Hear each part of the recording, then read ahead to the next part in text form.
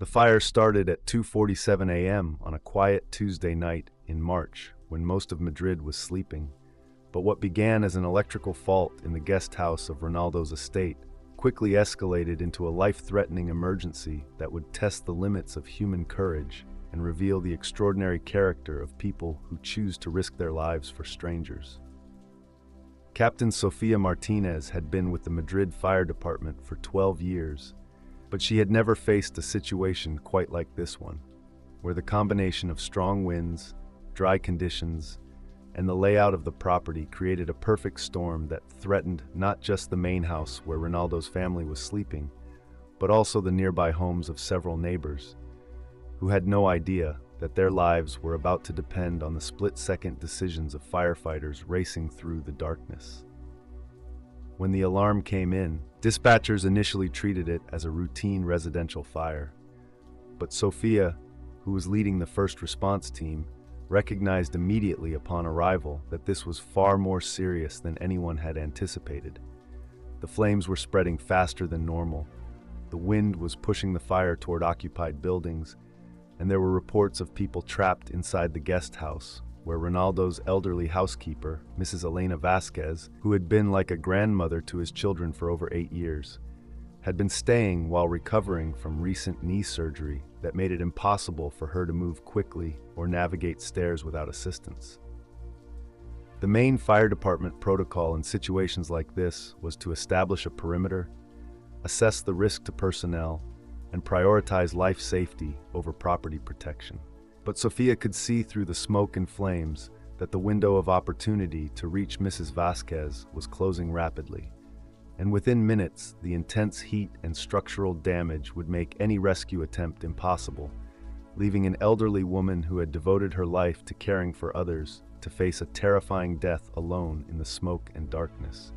Against the strong recommendations of her supervisor and the explicit concerns of her fellow firefighters who pointed out that the floor above Mrs. Vasquez's room was already compromised and could collapse at any moment, Sofia made a decision that would later be called both heroic and reckless, depending on who was telling the story. She grabbed her oxygen tank, checked her protective equipment one final time, and entered the burning building through a side door that offered the most direct path to the guest house, even though it meant passing through areas where the ceiling was already beginning to sag and the temperature was approaching levels that could be fatal even with protective gear. The journey through the smoke-filled hallways felt like hours, but lasted less than 3 minutes, as Sofia navigated by feel and memory of the building layout that she had studied during the drive to the scene, calling out constantly to locate Mrs. Vasquez while fighting against the disorientation that comes with zero visibility and the physical stress of breathing apparatus under extreme conditions. She found the elderly woman conscious but unable to walk, sitting on her bed and praying quietly while clutching a photograph of Ronaldo's children that she always kept on her nightstand. And when Sofia burst through the door, announcing that she was there to help, Mrs. Vasquez looked up with tears in her eyes and said in Spanish, "I thought God had forgotten about me." The extraction was complicated by Mrs. Vasquez's limited mobility and the fact that the most direct exit route had become impassable due to falling debris, forcing Sofia to carry a woman who weighed nearly as much as she did through an alternate path that required navigating a narrow staircase where the wooden steps were already charred and potentially unstable, while radio communications crackled with urgent warnings from her team outside that structural collapse was imminent and she needed to evacuate immediately. What happened next would be talked about in firefighting circles for years to come,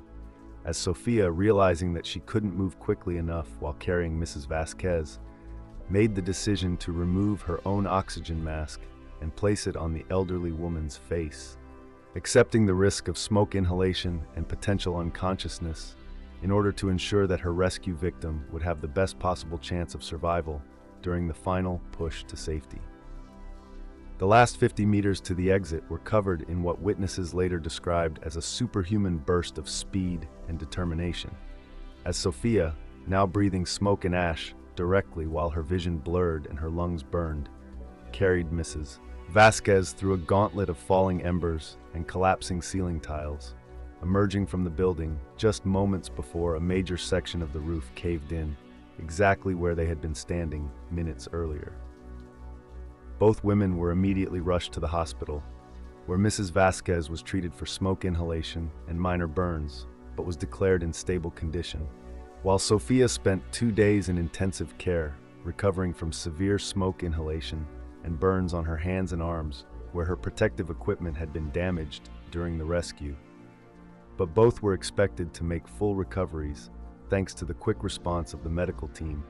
and Sofia's decisive action under extreme pressure. When Ronaldo arrived at the hospital after cutting short a training camp with the Portuguese national team,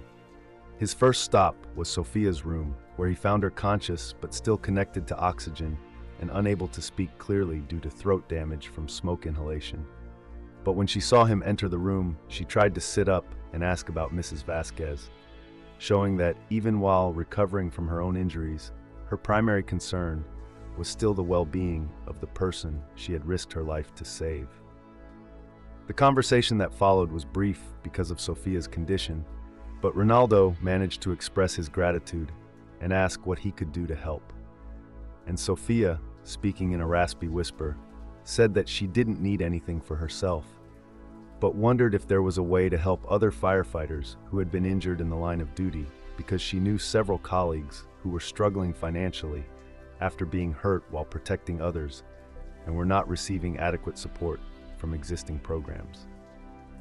That simple request would lead to one of the most comprehensive firefighter support initiatives in European history,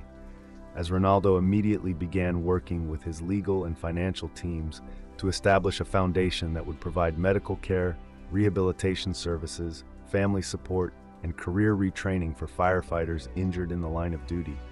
not just in Madrid but throughout Spain and eventually across Europe. With Sofia serving as an advisor to ensure that the programs addressed the real needs of firefighters and their families, rather than just providing feel-good publicity for the donors. The Foundation's first major initiative was the construction of a state-of-the-art rehabilitation center specifically designed for firefighters and other emergency responders, with specialized equipment and therapy programs tailored to the types of injuries most commonly sustained during rescue operations, and with childcare facilities and family support services to ensure that the healing process didn't create additional hardships for the families of injured heroes who were already dealing with medical bills and lost income. But beyond the institutional support, Ronaldo developed a personal relationship with Sofia and her family that would last for years, regularly checking on her recovery, attending her daughter's graduation from university, and making sure that she never had to worry about financial security after an injury that had been sustained while saving someone precious to his family. Because he understood that true gratitude was measured not in words or gestures, but in ongoing commitment to the well-being of those who had sacrificed for others. When Sofia returned to active duty 8 months later, Ronaldo was there for her first day back, along with Mrs. Vasquez, who had insisted on being present despite her own ongoing recovery, and the three of them planted a tree in the rebuilt garden where the guest house had stood, with a small plaque that read, "In honor of those who risk everything to protect others," a tribute that Sofia had requested be anonymous, because she said, the real heroes were the ones whose names were never known, but who showed up every day ready to put their lives on the line for strangers. The story of Sofia's rescue became a case study in firefighter training programs around the world, not just for the technical aspects of the operation, but for the ethical and moral questions it raised about acceptable risk levels and the responsibility that communities have to support the people who protect them. And Sofia herself became a sought-after speaker at emergency services conferences, where she talked about the importance of training, teamwork, and the support systems that make it possible for first responders to do their jobs effectively while maintaining their physical and emotional health. Years later, when Ronaldo won another major championship, he dedicated the victory to all the everyday heroes who risked their lives to keep others safe. And Sofia, watching from her home with her family, understood that this was about more than one night of terror and courage. It was about recognizing that heroism comes in many forms, and that the most important victories are often the ones that happen when nobody is watching, when ordinary people make extraordinary choices to protect others simply because it's the right thing to do. The foundation that grew out of that conversation in Sofia's hospital room has now helped thousands of injured firefighters and their families, and has become a model for how celebrities and wealthy individuals can use their resources to support the people who serve their communities. But for Sofia, the most meaningful outcome has been seeing how her example inspired other firefighters to know that their service is valued, and that if the worst happens, there will be people who care enough to ensure that they and their families are not forgotten or left to struggle alone with the consequences of their courage.